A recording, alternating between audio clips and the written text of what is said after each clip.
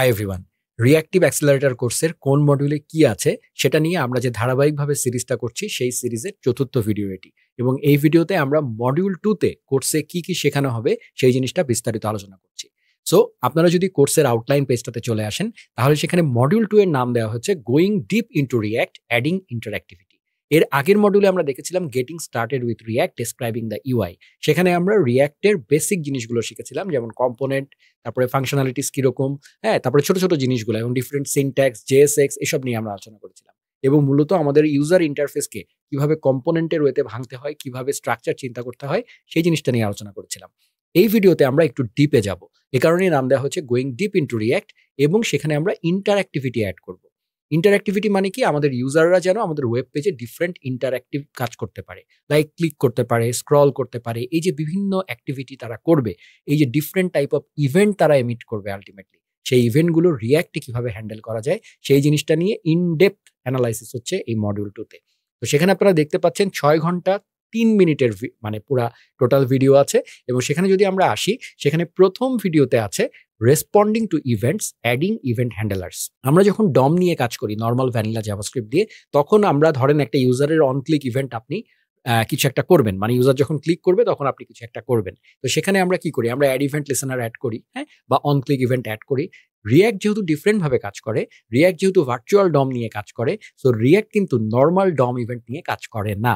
রিঅ্যাক্টের এই ইভেন্টটাও যেভাবে ডমটা ভার্চুয়াল ডম মানে ডমের একটা কপি, ঠিক একইভাবে রিঅ্যাক্ট নর্মাল ডম ইভেন্টকেও একটা কপি বানিয়ে নেয়, মানে একটা সিনথেটিক ইভেন্ট তৈরি করে। সেই ইভেন্টটার স্ট্রাকচার এবং কাজ করার বিভিন্ন স্টাইল কিন্তু একটু ডিফারেন্ট। তো ডিপলি ভালো করে না বুঝলে, আন্দাজে হাতড়ালে কিন্তু ভালো রিঅ্যাক্ট ডেভেলপার হতে পারবেন না। তো এই মডিউলটা আপনার সেই কনসেপ্টটা ক্লিয়ার করবে। এবং জব ইন্টারভিউতে এই জায়গাটা নিয়ে প্রশ্ন করা হয় ইভেন্ট হ্যান্ডেলিং নিয়ে, এবং সেই জিনিসটা আপনি খুব সুন্দর করে কনফিডেন্সের সাথে উত্তর দিতে পারবেন যদি প্রপারলি এই ইঞ্জিনিয়ারিং লেভেল মডিউলটা যদি আপনারা কমপ্লিট করেন। এটা আমি কেন বললাম ইঞ্জিনিয়ারিং লেভেল, কারণ সবার মতো অ্যাজ ইউজুয়াল একটা অন ক্লিক ইভেন্ট বসালাম, এই দেখো কাজ করছে, এরকম মডিউল না। 6 ঘন্টার একটা টোটাল মডিউল, যেখানে একটা এক্সট্রা কথা নাই, সেখানে ডিফারেন্ট ওয়েতে চিন্তা করা, ডিফারেন্ট প্যাটার্ন, ডিফারেন্ট ইউজ কেসের সামনে আনা হয়েছে। প্রথমটাতে বলা হয়েছে কিভাবে একটা ইভেন্ট ঘটলে সেটাতে রেসপন্স করতে হয়, মানে আপনি আপনার ইউজার কিছু একটা করলো, আপনি কি রেসপন্স করবেন, কিভাবে রেসপন্স করবেন, সেই জিনিসটার বেসিক জিনিস মানে ইভেন্ট হ্যান্ডেলার নিয়ে আলটিমেটলি 22 মিনিটের একটা ভিডিও আছে। এবং সেখানে ইনডেপথ আলোচনা করা হয়েছে যে কিভাবে ডিফারেন্ট ইভেন্ট হ্যান্ডেলার কাজ করে, কিভাবে হচ্ছে আপনার ইভেন্ট হ্যান্ডেলিং যে লজিকটা আছে সেটাকে আপনি রিঅ্যাক্টের প্যারেন্ট কম্পোনেন্ট থেকে কিভাবে চাইল্ড কম্পোনেন্টের মধ্যে পাঠাবেন, কিভাবে ইভেন্ট প্রপাগেট হয়। মানে যেহেতু রিঅ্যাক্টের আগের মডিউলে আমরা দেখেছিলাম যে কম্পোনেন্টগুলো ট্রি আকারে থাকে, সো একটা কম্পোনেন্টের মধ্যে আরেকটা এরকম করে অনেক ডিপলি নেস্টেড থাকে। একদম প্যারেন্টে ক্লিক করলে সেটা প্রপাগেট হয়ে একদম নিচে চলে আসতে পারে। সেই জিনিসটা কিভাবে হ্যান্ডেল করবেন, এই ধরনের কমপ্লেক্স সিচুয়েশন কিভাবে হ্যান্ডেল করা যায়, সেই জিনিসগুলো নিয়েই কিন্তু এই প্রথম 2টা ভিডিওতে ডেসক্রাইব করা হয়েছে। একটা হচ্ছে রেসপন্ডিং টু ইভেন্টস, আর একটা হচ্ছে ইভেন্ট প্রপাগেশন, মানে ইভেন্ট কিভাবে প্রপাগেট হচ্ছে সেটাকে কিভাবে থামাবেন, এই সব জিনিস নিয়ে সেখানে আলোচনা করা হয়েছে। থার্ড যে ভিডিওটা সেটা হচ্ছে আন্ডারস্ট্যান্ডিং স্টেট আ কম্পোনেন্টস মেমোরি। এই প্রথম আমরা চলে আসবো রিঅ্যাক্টের স্টেট ম্যানেজমেন্ট নিয়ে। রিঅ্যাক্ট লাইব্রেরির মূল পাওয়ারটাই হচ্ছে এটার স্টেট ম্যানেজমেন্ট। আমাদের যে মডার্ন ওয়েব অ্যাপ্লিকেশনগুলো আমরা দেখি, সেখানে আমরা বিভিন্ন ইউজার ইন্টারাকশনে ওয়েবসাইটের চেহারা কিন্তু ডিফারেন্ট হয়ে যায়, বিভিন্নভাবে স্টেট পরিবর্তন করে, অবস্থার পরিবর্তন হয়। যখন একটা বড় অ্যাপ্লিকেশন হয় তখন এই অবস্থাটা অনেক কমপ্লেক্স হয়ে যায়, এবং সেটাকে কিভাবে হ্যান্ডেল করা যায় সেটা নিয়েই সামনের দিকে আমরা অনেকখানি দেখতে থাকবো। কারণ এই স্টেট ম্যানেজমেন্টই হচ্ছে রিঅ্যাক্টের সবচেয়ে ইন্টারেস্টিং পার্ট এবং সবচেয়ে কমপ্লেক্স পার্টও, যদি আপনি ইনডেপথ বুঝতে চান।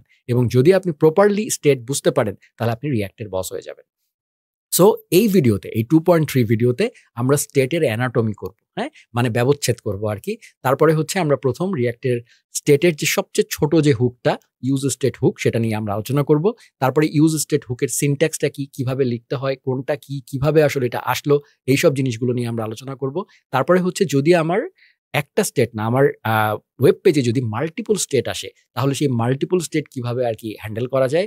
এছাড়াও স্টেটকে কেন লোকাল স্টেট বলা হয়, কিভাবে স্টেটকে আইসোলেট করা যায়, এই সব কিছু নিয়েও ইনডেপথ এই জায়গাটায়, এই 18 মিনিটের ভিডিওটাতে আলোচনা করা হয়েছে, 26 মিনিটের এই ভিডিওটাতে আলোচনা করা হয়েছে। এরপরে আরেকটা কনসেপচুয়াল এবং engineering level video important for job interview, সেটা হচ্ছে how state works in React, আর ডিপ ডাইভ। প্রথমে আপনাকে স্টেট সম্পর্কে একটা বেসিক ধারণা দেওয়া হয়েছে, এরপরে এই 2.4 ভিডিওতে আপনাকে ডিপ ডাইভ করানো হয়েছে। ঠিক আছে? তো সেই জায়গাটায় আমরা মূলত এই স্টেট যে লোকাল স্টেট হতে পারে এবং স্টেটটাকে কিভাবে বিজনেস লজিক থেকে বিজনেস লজিকের সাথে যেন মিক্স না হয়ে যায়, কিভাবে স্টেট ডিজাইন করব, এই সবকিছু নিয়ে কিন্তু এই জায়গাটায় আলোচনা করা হয়েছে। সো প্রতিটা মিনিট আপনার কাছে উপভোগ্য হবে, প্রতিটা মিনিট আপনার কনসেপ্ট ক্লিয়ার করবে। এরপরে আসবে হাউ রেন্ডারিং ওয়ার্কস। রিঅ্যাক্টের আরেকটা মজার জিনিস হচ্ছে এটা রেন্ডারিং প্যাটার্নস। সো আপনি যদি রিঅ্যাক্টের রেন্ডারিং খুব ইনডেপথ বুঝতে চান তাহলে এই ভিডিওটা আপনার জন্য। এখানে বলা হয়েছে কিভাবে রিঅ্যাক্টে আসলে রেন্ডারিংটা হয়। সো রেন্ডারিং বলতে কি বোঝায়, হ্যাঁ, কখন এবং কোন সময় রিঅ্যাক্ট আসলে এই রেন্ডারিংটাকে মানে কম্পোনেন্টকে সে রেন্ডার করে। তারপরে হচ্ছে যে একটা কম্পোনেন্টকে স্ক্রিনে দেখাতে গেলে কি স্টেপ দিয়ে রিঅ্যাক্ট আল্টিমেটলি কম্পোনেন্টটাকে রেন্ডার করে, সেই স্টেপগুলো ইন্ডিভিজুয়ালি আপনাদেরকে দেখানো হবে। এবং সমস্ত রেন্ডারিংই সবসময় যে ডমকে আপডেট করে, অনেক সময় ডমকে সে আপডেট করে না, এরকম সিচুয়েশনগুলো বিভিন্ন ইউজ কেস দিয়ে আপনাকে এখানে বোঝানো হয়েছে, যেন আপনি রিঅ্যাক্টের রেন্ডারিংটা খুব ভালো করে বুঝতে পারেন এবং জব ইন্টারভিউতে ব্ল্যাঙ্ক লুক না দেন। তারপরে হচ্ছে আমরা চলে আসবো স্টেট অ্যাজ এ স্ন্যাপশট। এটাও একটা কনসেপচুয়াল ইঞ্জিনিয়ারিং লেভেল ভিডিও এবং এই ভিডিওগুলো যে আপনার নলেজ কি পরিমাণ বাড়াবে এবং কনসেপ্ট কি পরিমাণ ক্লিয়ার করবে এবং এরপরে আপনার মনে হবে রিঅ্যাক্ট আমি এত ভালো বুঝি যে আপনি আপনার জীবনের সবকিছু রিঅ্যাক্ট দিয়ে সলভ করতে চাবেন। ঠিক আছে? সো সেইরকম একটা ভিডিও হচ্ছে স্টেট অ্যাজ এ স্ন্যাপশট, এই ভিডিওটা। সেখানে হচ্ছে যে আপনাকে বলা হয়েছে যে আমরা অনেকেই হয়তো শুনে থাকবেন যে রিঅ্যাক্টে রি-রেন্ডারিং বলে একটা ব্যাপার আছে। সো এই জায়গাটাই স্টেট অ্যাজ এ স্ন্যাপশট, এই জায়গাটাতে আমরা আসলে বুঝবো যে আসলে স্টেটের আপডেটটা কোন স্টেট আপডেটের কারণে রি-রেন্ডারিং হচ্ছে, সেটাকে কিভাবে কমানো যায়, হ্যাঁ? তারপরে হচ্ছে কখন কোন সময় স্টেট আপডেট হচ্ছে, তারপরে হচ্ছে যে আপনি হয়তো স্টেট আপডেট করলেন, সাথে ওটার চেঞ্জটা রিফ্লেক্ট করানো একটু সময় লাগে। কেন সেটা? এরকম বিভিন্ন ইউজ কেস আপনার সামনে আনা হবে এবং ফাইনালি স্টেটকে একটা স্ন্যাপশটের আকারে বোঝানো হবে। আপনাকে খুব সুন্দর এক্সাম্পল দিয়ে বোঝানো হবে যে আসলে রিঅ্যাক্টের স্টেট ম্যানেজমেন্টকে কিভাবে আমরা ফটোশপের লেয়ারের মতো চিন্তা করে স্ক্রিনশট নিয়ে চিন্তা করতে পারি এবং একেকটা স্ক্রিনশট কিভাবে ডিল করা যায়, এইভাবে থিংকিং করা আপনাকে শিখাবে।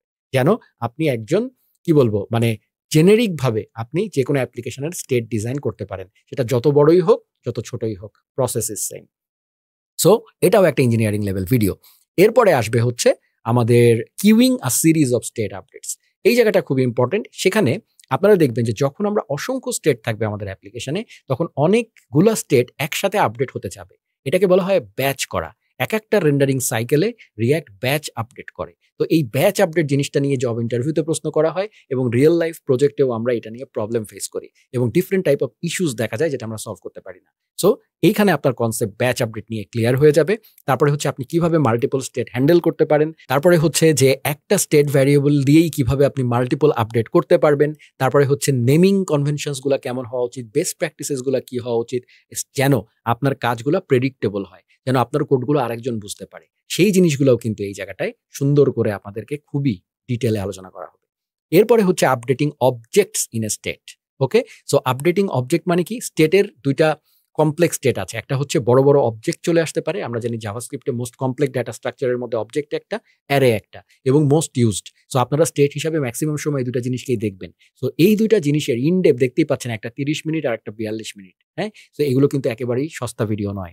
মারাত্মকভাবে কনসেপ্ট ক্লিয়ার করবে আপনাকে। সো এই জায়গাটা নিয়েই কিন্তু অনেক ডেভেলপার এই জায়গাটায় ভোগে এবং এই জিনিসটা ঠিকমতো শেষ করে আসে না বলে পরবর্তীতে একটু কমপ্লেক্স স্টেট হলে গেলেই বলে যে আমার অমুক লাইব্রেরি লাগবে, তমুক লাইব্রেরি লাগবে, এরকম করতে থাকে। কিন্তু আসলে জিনিসগুলো যদি ভালো করে বুঝতে পারেন স্টেপ বাই স্টেপ, তাহলে আপনার সামনে কোনো প্রবলেম হবে না। তো সেই জিনিসটাই এখানে বোঝানো হয়েছে। সো এখানে আমরা যদি আমি অবজেক্টের ক্ষেত্রে আসি, তাহলে আপনি দেখবেন যে কিভাবে আমরা অবজেক্ট স্টেট হ্যান্ডেল করতে পারি রিঅ্যাক্টে। তারপরে হচ্ছে নেস্টেড অবজেক্ট। আমরা জানি জাভাস্ক্রিপ্টের অবজেক্ট অনেক ডিপলি নেস্টেড হতে পারে। তো সেই ক্ষেত্রে কোনো একটা পার্টিকুলার অবজেক্টের, বিশাল অবজেক্টের কোন কোনায়, কোন জায়গাটায় ছোট্ট করে ডেটা আপডেট করা যায়। এছাড়া রিঅ্যাক্টে কোনো স্টেট আপডেট করতে হয় ইমিউটেবলি। সো এই ইমিউটেবিলিটি নিয়ে জব ইন্টারভিউতে প্রশ্ন করা হয়, অনেকেই বলতে পারে। সো কিভাবে আপনি ইমিউটেবলি এই কাজটা করতে পারবেন, ইমিউটেবিলিটি কি, এই জিনিসগুলো এখানে জানতে পারবেন। ফাইনালি আপনি জানতে পারবেন যে কিভাবে আমরা এই ইমিউটেবিলিটির কাজটাকে, হ্যাঁ, সহজ করে নিয়ে আসতে পারি কম কোড লিখে, সেটাও আমি এখানে নিয়ে যাব। ঠিক একইভাবে updating arrays in a state, কিভাবে একটা অ্যারে এলিমেন্টে add, remove, edit, update, delete এগুলো করতে পারি আমরা। নতুন এলিমেন্ট অ্যাড করা, এডিট করা এগুলো তো থাকছেই। এছাড়া আমরা কিভাবে ইমিউটেবলি কাজটা করতে পারি, অ্যারের ডিফারেন্ট মেথড ব্যবহার করে কিভাবে আমরা ইমিউটেবলি স্টেটকে আপডেট করতে পারি, এটা কিন্তু খুব মানে না বুঝলে কিন্তু এগুলা বেশ কঠিন জিনিস। তো সেগুলোকে একদম ইন ডেপথ এক্সাম্পল দিয়ে ছোট এক্সাম্পল দিয়ে অনেক ইউজ কেস দিয়ে সুন্দর করে সাজিয়ে কম্প্যাক্ট একটা ভিডিওতে ব্যাখ্যা করা হচ্ছে। ফাইনালি আপনি স্টেট আপডেটের বেসিক, অনেকে এইটুকুতেই অনেকের রিঅ্যাক্ট কোর্স শেষ করে দেয়। সো আমরা এই জায়গাটায় যেটুকু শিখলাম এটাই কিন্তু অনেকে বলে রিঅ্যাক্ট আমি জানি। ঠিক আছে? সো ঐরকম একটা পর্যায়ে কিন্তু এখানে। এরপরে আমরা যা শিখলাম মডিউল 1, মডিউল 2 সবকিছু মিলিয়ে আমরা একটা প্রজেক্ট ডিজাইন করেছি। ২ ঘন্টা ২০ মিনিটের একটা প্রজেক্ট। সেখানে এটার নাম দিয়েছি আমরা টাস্কার। এটা মূলত একটা টাস্ক ম্যানেজমেন্ট সিস্টেম। সেখানে আমরা streamlining success with react power task management. এটা একটা সুন্দর নাম দেওয়া হয়েছে আরকি। এটা জাস্ট একটা টাস্ক ম্যানেজমেন্ট সিস্টেম। তো সেখানে আমরা ডিফারেন্ট টাস্ক ম্যানেজিং ফিচার আমরা এখানে কাজ করব। যা শিখেছি তার উপরে ভিত্তি করে। সো এটা একটা ডেফিনিটলি ফ্রন্ট এন্ড, কারণ আপনি কমপ্লেক্স স্টেট যেন আসে। সো যা আমরা শিখলাম তার উপরে বেস করে। তো সেখানে আমরা একটা প্রজেক্ট করার সময় প্রত্যেকটা প্রজেক্ট এত বড় কেন হচ্ছে? কারণ প্রত্যেকটা প্রজেক্টে যাওয়া হয়েছে অনেক পরে। ১ম এ করা হয়েছে প্রজেক্টের ইন্ট্রোডাকশন, মানে প্রজেক্টের যা করতে বলা হয়েছে, যা করতে চাই সেটার একটা ইন্ট্রোডাকশন দেওয়া হয়েছে। তারপরে হচ্ছে রিকোয়ারমেন্ট এনালাইসিস করা হয়েছে। আপনার সামনে যখন কোনো ক্লায়েন্ট প্রজেক্ট আসবে তখন আপনি ঠিক যেইভাবে ইন্ডাস্ট্রি স্ট্যান্ডার্ড ওয়েতে রিকোয়ারমেন্ট এনালাইসিস করেন সেইভাবে রিকোয়ারমেন্ট এনালাইসিস করে আমরা দেখিয়েছি। এর পরের স্টেপ হচ্ছে কম্পোনেন্ট ব্রেকডাউন করেছি। মানে কোড করা শুরু করার আগেই আমরা ডায়াগ্রাম এঁকে নিয়েছি যেন আমাদের কম্পোনেন্ট স্ট্রাকচারটা কেমন হবে, কোন কম্পোনেন্টের নিচে কোন কম্পোনেন্ট থাকবে। এই ডিজাইন পর্যন্ত আমরা ব্রেকডাউন করে নিয়েছি। এরপরে হচ্ছে আমার ফিচার কি সেই ফিচারের লিস্টিং করেছি যেন আমার কম্পোনেন্ট স্ট্রাকচারের সাথে মেলাতে পারি। এরপরে হচ্ছে আমরা ধরে একটা কম্পোনেন্ট ডিজাইন করেছি। Like project header component, footer component, hero component, task list component, defining the functionality. তারপরে হচ্ছে স্টেট স্ট্রাকচারটা ডিজাইন করতে হবে কিভাবে, সেই স্টেট স্ট্রাকচার আমরা ডিজাইন করেছি, মানে টাস্কের যে স্টেট স্ট্রাকচার। তারপরে আমার রেন্ডারিং টাস্ক লিস্ট, আমাকে টাস্কের লিস্ট আনতে হবে। তারপরে হচ্ছে রিঅ্যাক্টের একটা আইকন লাইব্রেরি ব্যবহার করেছি। সো এই আইকন লাইব্রেরি কিভাবে রিঅ্যাক্টে থার্ড পার্টি লাইব্রেরি ব্যবহার করা যায় সেই জিনিসটা এখানে ইন্ট্রোডাকশন দেওয়া হয়েছে। তারপরে হচ্ছে অ্যাড টাস্ক করার ফিচার, মানে নতুন টাস্ক যেন ইউজার অ্যাড করতে পারে। তারপরে edit task feature, delete task feature, add favourite feature, মানে কোনো একটা টাস্কে আপনি ফেভারিট করতে চান সেই কাজটা আছে। তারপরে হচ্ছে সার্চ করার ফিচার। হ্যাঁ, এগুলো কিন্তু একদম বেসিক এবং এগুলো করতে গেলে মনে হচ্ছে এগুলো খুবই সহজ, বাট আপনি যখন করতে যাবেন এখানেই ফাউন্ডেশন নিহিত। সো এই জিনিসগুলাই আমরা পরবর্তীতে বড় প্রজেক্টে স্কেল করি, এই ছোট ছোট জিনিসগুলোকে। সো সেই জিনিসগুলো সার্চ ফিচার ইমপ্লিমেন্ট করা। তারপরে হচ্ছে কোনো একটা টাস্ক লিস্ট যদি এমটি হয় তখন আমরা সেটাকে কিভাবে হ্যান্ডেল করব, লিস্টটাকে আমি তখন কিভাবে ডিল করব কন্ডিশনাল লজিক ব্যবহার করে। এই সব কিছু আমরা যা শিখেছি তার উপরে ভিত্তি করে একটা কমপ্লিট কম্প্যাক্ট প্রজেক্ট, যেটা শুধুমাত্রই কোড নয়, যেখানে রিকোয়ারমেন্ট অ্যানালাইসিস, কম্পোনেন্ট ব্রেকডাউন কিভাবে করতে হয়, শুরু থেকে স্টেট ডিজাইনের থিঙ্কিং কেমনে করতে হয়, যে আমার স্টেটটা কেমন হবে, কি স্টেপস ফলো করে, কি ফর্মুলা ফলো করে আপনি এই কাজগুলা খুব সহজে করতে পারবেন, সেই নলেজ আপনার তৈরি। তো একটা ইঞ্জিনিয়ারিং লেভেল মডিউল আমি বলবো, এবং এই মডিউলে আপনি ফ্রন্ট এন্ডের অনেক কিছুর কনফিডেন্স আপনার চলে আসবে এবং মনে হবে আপনি আসলে রিঅ্যাক্ট এনজয় করা শুরু করেছেন। ঠিক আছে? সো এই ছিল এই মডিউলে। এরপরে আমরা মডিউল 3 নিয়ে আলোচনা করব পরের ভিডিও।